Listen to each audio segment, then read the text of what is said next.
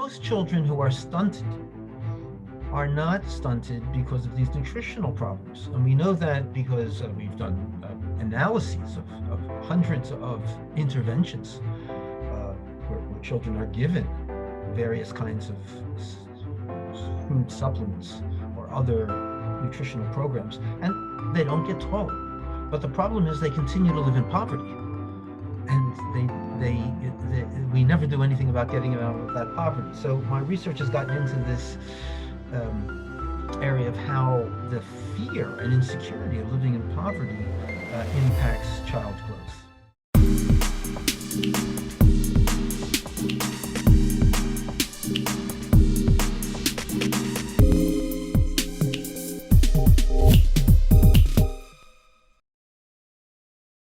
Thank you for watching this video.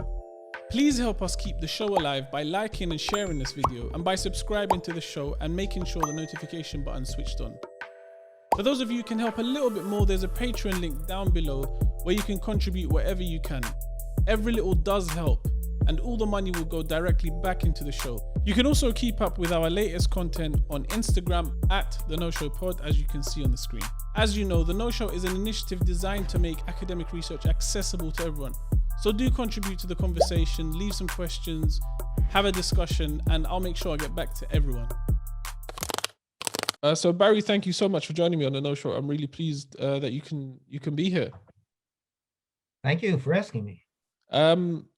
So you have a very interesting area of research that caught my attention, because you look at stunting, and stunting being sort of like the slowed growth or the reduced growth of kids. Is that right? Yes. Stunting has a medical definition, but basically it means you're in the bottom 2% of the height distribution. And also most agencies like the World Health Organization define stunting as being due to malnutrition or repeated infection. And one of the things that obviously caught my attention about your research was that you've spent time looking at some of the poorer nations in the world, and you've looked at the shortest people in the world, but you've also looked at the richest people and in some of the poorer countries, and they're still relatively wealthy, and you found there to be stunting there as well. So it's not a simple explanation. No. The conventional definition that very short stature is due primarily to poor nutrition, which can be not enough to eat. I mean, there's frank starvation. Of course, a starving child will not grow. That's very, very clear. But starvation is not the problem in the world today. It's unbalanced diets, too much of starches or sugars, not enough vitamins or minerals of certain kinds are more common today. But most children who are stunted are not stunted because of these nutritional problems. And we know that because we've done analyses of hundreds of interventions where children are given various kinds of food supplements or other nutritional programs, and they don't get taller. But the problem is they continue to live in poverty. And we never do anything about getting them out of that poverty. So my research has gotten into this area of how the fear and insecurity of living in poverty impacts child growth. This is a really interesting point, and it's a point that we explore in many other areas, but it's not a point that is commonly sort of referred to, and the point being is that fear is a major contributor, or is a contributor to stunting. Now, from the research that you've done and from the sort of exposure that you've had to people in different areas, what does that fear entail? Where does it come from? We are all very sensitive to fear. For instance, you're crossing the street and you're looking at your phone, and then suddenly you see that a bus is just a meter from you. You have what's called an acute stress response, an acute fear response. Your heart rate goes up, your body cells dump blood sugar into your bloodstream so that your muscles can get this blood sugar to get you to jump out of the way, run away fast. So, it's the fight or flight response we talk about when you're in an acutely dangerous situation. That's a good thing. That's a good thing. You want to get out of the way of the bus. You want to be able to run away from a lion that's chasing you or whatever it is.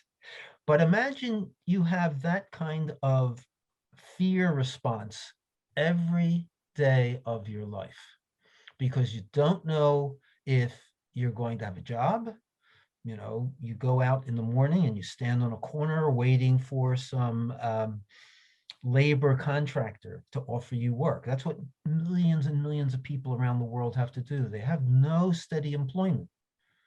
Now, we know about these zero contract hour jobs in our own countries where people have no contract and no security in the future. But imagine that if your very existence and the existence of your children depend on you getting work that day. Will there be food you can afford at the end of the day? Will there be water or electricity? Millions, hundreds of millions of people live in slums that don't have the security of regular electric service, regular water. These things elevate this acute stress response, this fight or flight reaction in our body. And if it happens every day of your life, eventually your body wears out.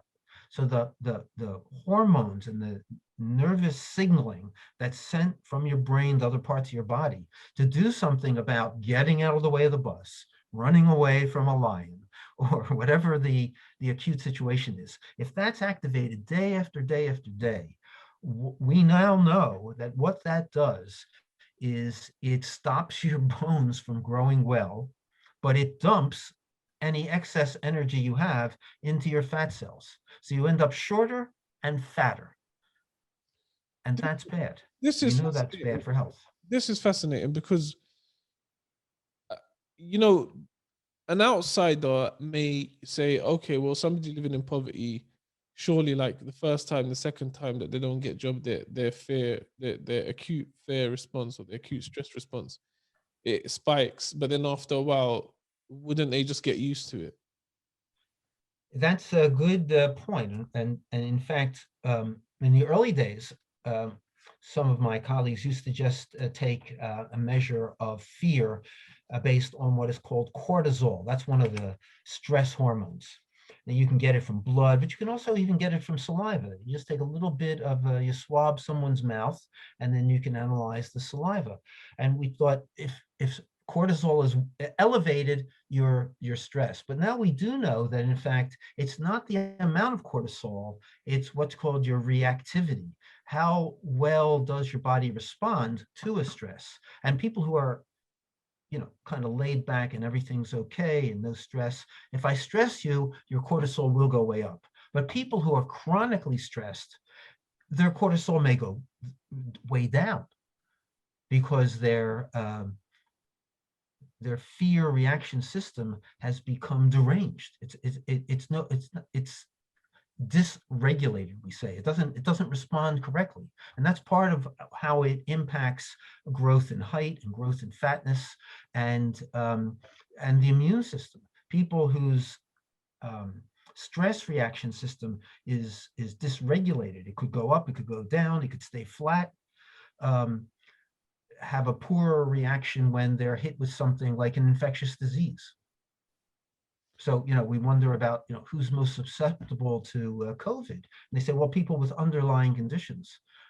Poverty is an underlying condition, and we know that poorer people have suffered more under this pandemic. So on that sort of note, on the note of people becoming shorter and fatter, Yes. you've spent a lot of time in Guatemala, and Guatemala as you mentioned prior to the recording, has the largest Native American ethnic group in the world, and they also happen to be the shortest people. So talk to us a little bit about these people. Yeah, the Maya people of Guatemala are the native people. When Europeans arrived, when the Spanish arrived in Central America about the year 1500, they met Maya people who had great civilizations, monumental architecture. People today still go to southern Mexico, Guatemala to see the Maya archaeological sites. The tallest stone structure in the Americas was a Maya temple until people built skyscrapers in New York in the 1890s, early 20th century. So the Maya had, advanced technology. They had food production systems based on hydroponics, something we're trying to figure out today in Europe. They had the so-called floating gardens that could feed millions and millions of people. There were possibly 20 million people in the Maya culture area when the Spanish arrived. And so they had advanced food production systems. They had mathematics that were better than the Europeans. They could chart the movements of the planets and the stars with greater precision. They had standing armies, so they weren't all, it wasn't paradise. There was warfare amongst different Maya states, different Maya kings attacked each other. So they had everything Europe had. But the one thing they didn't have were European diseases. The Europeans brought with them diseases such as measles and smallpox. And the Americans had never experienced those diseases. And they went through them like this pandemic is going through us. But these were, there were no vaccinations. There was no understanding of really medical understanding of what causes the disease, and 90% of the Maya population was decimated within 100 years. They went from 20 million people in 1500 to 2 million people in the year 1600, and have only started to recover today. There's about 6, 7, 8 million Maya people. No one knows exactly how many.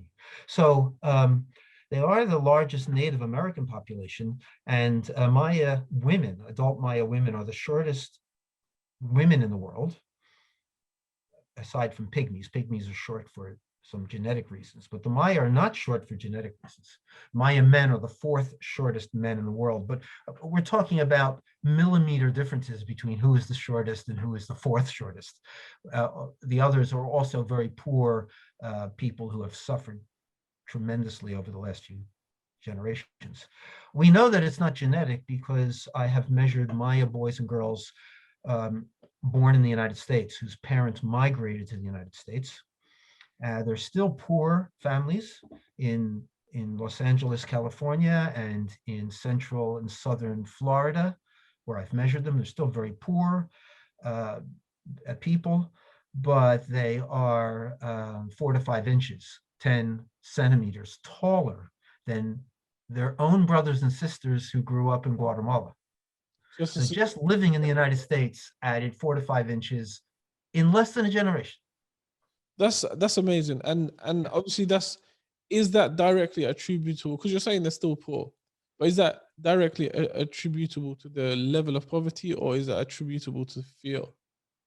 Well, I think the reason why the Maya boys and girls born in the United States are so much taller than same age children in Guatemala, or even their brothers and sisters, is that number one, they do have a better health environment. I can drink the water in the communities where the Maya live. I don't have any fear of opening the tap and drinking a glass of water, whereas I would not drink the water in their villages in Guatemala. We know that the village water is contaminated with parasites, pesticides, things like that. Whereas in the United States, the water is treated. It may not be 100% healthy, but it's treated and I can drink it and my children can drink it and I'm not full of fear. In the United States, there's better availability of food. All these Maya children in Los Angeles and Florida that I measured were in school and they were receiving free breakfast and lunch in school through government-funded programs. So they have those advantages, and that's going to add some inches or centimeters of height, but they also live with security. These Maya children, when I talk to them, or they act just like my children. They're not interested in civil war in Guatemala, or will the military police arrest their parents in the middle of the night. They've never heard of that kind of fear, just as my children never suffered that fear. So they don't have that they don't have that constant stress response that people in Guatemala suffer. And that adds more centimeters. So we don't know how much of the increased height of Maya Americans is due to better food or clean water versus a lack of fear. But I would say it's at least 50-50. So one of the things that springs to mind based on this experience of the Mayan children is obviously this is sort of a positive change from going from being short to being tall within a generation. Now, if we look at the reverse, are there any examples of the reverse happening sort of within a space of generation where people go from being taller to being shorter? Oh yes, well, my colleagues and I have studied this. The technical word for these changes in height of whole populations of people over the generations, it's called the secular trend in height. Secular because secular means over the course of a long period of time. Secularum in Latin means over, the ages, so over generations. But secular also refers to affecting all of the population, not just one ethnic or religious or economic group. So it's things that affect everyday life. And we have seen this happen, for instance, in South Africa, when the South African government imposed the apartheid system, where the being Black African, being a descendant of one of the indentured slave groups like Indonesians or others who were imported into South Africa. When those people were given second and third class status in South Africa, their heights went down. Living conditions disimproved, got worse for those people who were suffering under apartheid. But the really surprising thing is the height of the masters, the height of the descendants of the Dutch colonists also declined. The Dutch in the Netherlands today, and for the last 20, 25 years, the average height of men and women in the Netherlands has been the greatest of all nations around the world. We're talking about 182, 183 centimeters for men. That's about 6'1", somewhere there for men. Women are always 5-6 inches shorter on average, but still that makes Dutch women the tallest women in the world. But the Dutch descendants, the people who spoke Afrikaans as their language, which is from the Dutch language, and ruled the government in South Africa, didn't have that kind of increase. They were some, 4 or 5 inches shorter than their ancestors back in the Netherlands. And in fact, they didn't really shrink in size, but they didn't have that generation after generation increase while apartheid was in place. This is not my research. This is research by some colleagues who lived and worked in South Africa in the 1980s, 1990s. The point is that the genetics of the Dutch in the Netherlands and the Dutch descendants in South Africa, that didn't change. Their genetics is the same. But living conditions and equality in the Netherlands improved, and living conditions and inequality became worse in South Africa. And even the wealthiest people in South Africa, even the people in power, suffered, because you cannot live in a country where 85% of the people are suffering and expect your own children to do well. Your children are being taken care of by servants who come from the 85% that suffer. So the rich white people in South Africa had black servants, and those people go home at night, come back to take care of your children the next day, and they bring with them, infectious diseases. Your own children, even if you're wealthy, your own children go out into the neighborhoods, out into the world, and get exposed to some of the same problems that poor do. So inequality for the great majority of people hurts the rich as well. That's why I say it's in the interest of the rich people, the powerful people, to improve life for everybody. So you mentioned that earlier, before the recording, you mentioned that you looked at the children of some of the wealthiest kids in places like Pakistan and etc. and Bangladesh, Yes. and there's evidence to show that they've been stunted. Now, what's the cause for that? Is that still on the same line of there being strong inequality and fear in the country? Yes, exactly. Yeah. We know for a long, long time. I mean, my professors, their professors before them have known that, the wealthy and the powerful are taller than are the tallest people in any part of the world. The kings and queens, the aristocracy of Europe has always been taller, and it's remarked sometimes in medieval documents in other places how tall these powerful elites are, and they're depicted in artwork. I was just showing some students in a Zoom lecture I gave earlier this week how the pharaohs of Egypt were always depicted as being, giants over the people that they ruled. They may or may not have been, but in fact, some we know from the skeletons of some of the pharaohs, kings, rulers throughout the ages that they were physically taller. We can measure their leg bones and arm bones, and we can estimate what their stature was. And we know that some of them were like the Dutch, 182, 184 centimeters tall, these kings and queens. We know from direct measurements of living people in the 1700s, we've been measuring heights for hundreds of years. We know that boys who attended a school in Germany called the Karlschule, the sons of the aristocracy attended that school, the sons of the sort of bourgeoisie, the sort of middle class, upper middle class, and a few other poorer families could get their sons into this school. It was a kind of experiment to put people of different social classes together. These boys ate together for 10 months of the year. They lived together, they slept together, they ate together, they were exposed to the same diseases.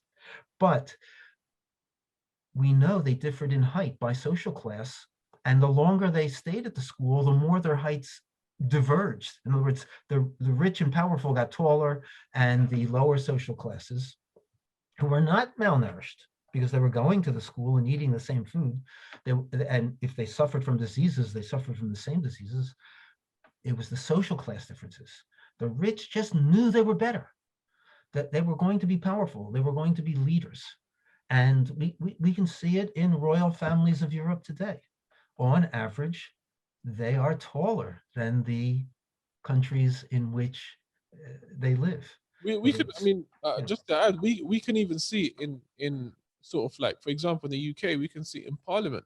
If you look at the previous male prime ministers in the UK, maybe the five or six, Tony Blair, David Cameron, Boris Johnson. These guys are all tall. They're not short. None of them are short. And that's correct. Same in the United States. People have done the analysis of the heights of all the elected presidents and their running opponents, and in all but 4 or 5 cases, the taller candidate has always been elected president. Doesn't matter their politics, the taller ones. psychologists have done these studies where they introduce people. Um, all of this relates to social status and prestige. Um, in one experiment, the same person, so height didn't change, the same person was introduced as either very important, powerful, whatever, or, this guy just wants to give a little talk to you, give him a few minutes, to a group of students, university students. So these are well-educated people in the United States. If the person's prestige was higher, in other words, the way they were introduced gave them a higher prestige, the students, after the presentation, estimated that that person was taller. Wow.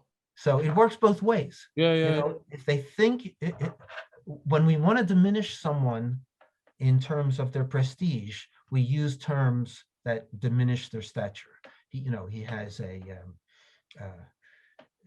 he has a short temper. He's a little person. A mean person is a small person. I'm a little short on cash. All those kinds of terms that refer to size. We apply to people to elevate or reduce their prestige, and then it goes the other way as well. So in other words, two people go for a job, especially if it's a job interacting with the public. There's a bias to hire the taller person, man or woman. Hmm. So yeah. I want to ask you about. I mean, I don't know if you this sort of seems like a logical follow up, based on what we discussed so far. But you mentioned Yemen in prior to the recording.